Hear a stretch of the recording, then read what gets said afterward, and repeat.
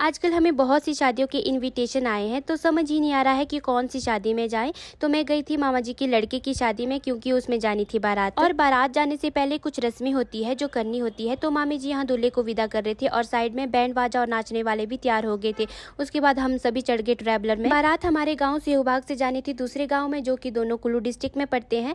तो ये हमारा कुल्लू वाला एरिया है, खूबसूरत सा व्यू। और ये हमारी ब्यास रिवर है। और हमारे पहाड़ों में ना गाँव की शादी होती है, जब बड़ी शादी होती है तो बैंड बाजा वालों को तो बुलाते ही हैं और नाच गाने वालों को भी बुलाते हैं। तो ये जो टोपी वाले और कलगी वाले दिख रहे हैं आपको, ये नाच गाने वाले होते हैं। तो ये आगे आगे नाचते हैं नाटी में और हम सभी इनको फॉलो करते हैं। वैसे मैं आज तक कभी भी बारात में नहीं गई थी, तो ये मेरा फर्स्ट टाइम था जब मैं बारात में गई थी।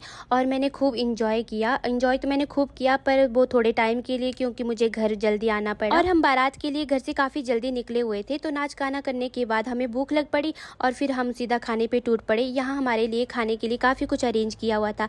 और ना मैं खाने खा रही थी तो सामने एक छोटी सी लड़की बैठी हुई थी जिसने कुल भी ड्रेस पहनी हुई थी।